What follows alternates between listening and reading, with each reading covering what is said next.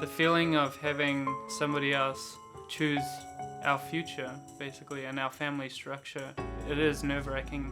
Your child's life is in the hands of some stranger to judge.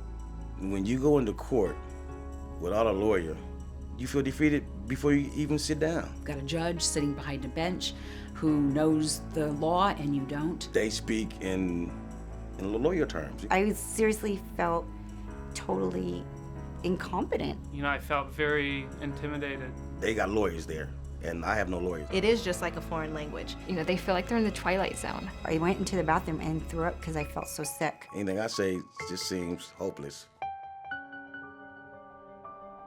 More than 50% of children in California are impacted by a family law case.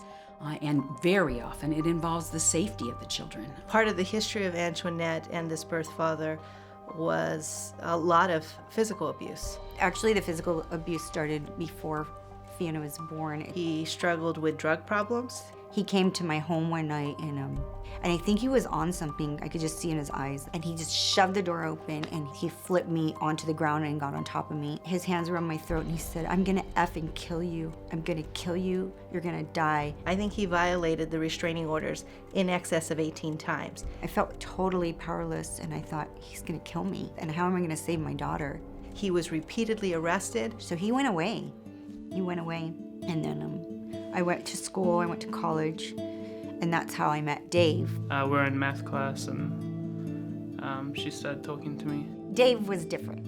He's a different bird. I ended up getting an A, and she got a D, but that's kind of how we met. Those two were married, and David had taken on the father figure role. I was raising Fiona, keeping her safe, looking after her, and it came to a point where I didn't want this guy to suddenly decide he was going to knock on the door and say, "I'm here for my daughter." And there was this threat that what happens to Fiona if something happens to Antoinette? She would legally go to an abusive, crazy father. Her life would be ruined. I had no court experience of just kind of trying to do it myself. And I exhausted everything using a lawyer. I mean, I finally had to file a bankruptcy. My name is John Chavez Jr., born and raised right in California. I served in the military for 6 years, met my kid's mother. We had 2 boys. After 11 years, we separated, and that's when child support really became a problem for me, you know. I couldn't survive working and having them take half my checks, so I became homeless. He was homeless for about 3 years. I had a drinking problem. I couldn't do what a man's supposed to do. It hurt my pride, it hurt me bad, you know. He had voluntarily entered a homeless shelter that was also a rehabilitation program. They helped me get sober again. No matter what he did, his child support was still a big weight. And in California, if you're behind on your child support, your driver's license is suspended. I couldn't get hired because I had no driver's license. When I do work, well, they go and see my check, so.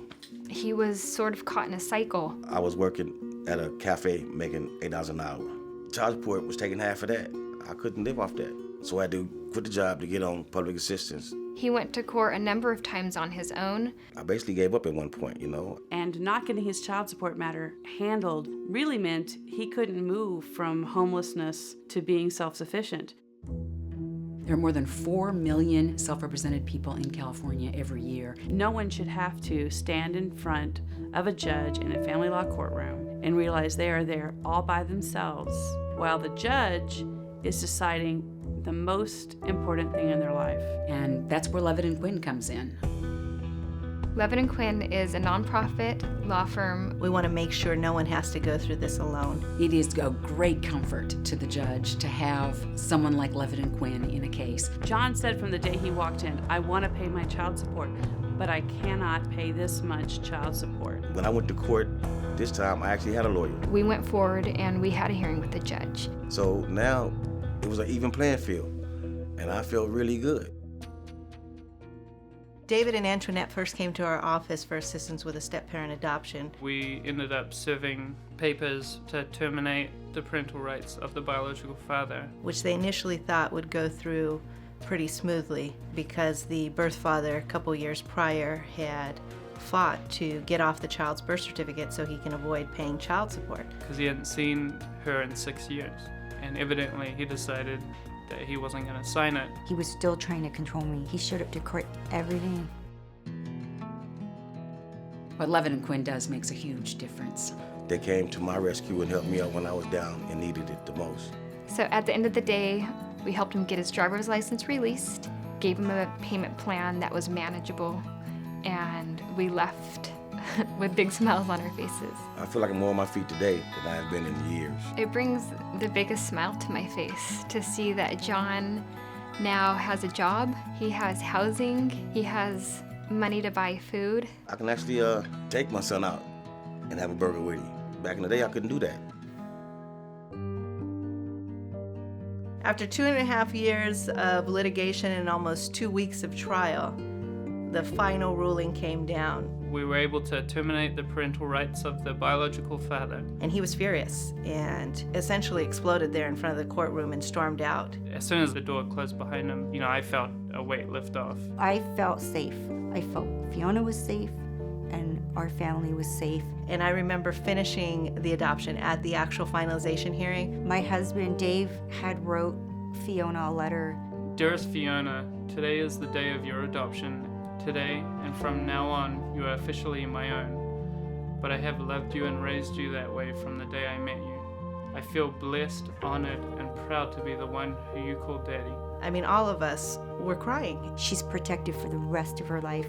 She didn't have to worry about kids asking her why her last name's different. Fiona and him, like he does jiu-jitsu, she does jiu-jitsu. She beats up the boys, and which is, fun for me to watch. Every single day, we have people walk through our doors, I wish we could help everyone that came through our door. but that's not possible. Levitt and Quinn services are needed more than ever. Without them, I'll still be in the dumps. I don't think I could have done any of this without them. Honestly, we would have given up. They really cared, like they really, really cared. My boys are actually proud of me, you know what I'm saying? They respect me. And I feel proud of myself. It's so rewarding. It's why I walk through the doors of Levitt and Quinn every morning. I would like to thank them from my heart. There's no amount of money or nothing you can do to repay what they did for us. Basically, in my eyes, you saved my daughter's life.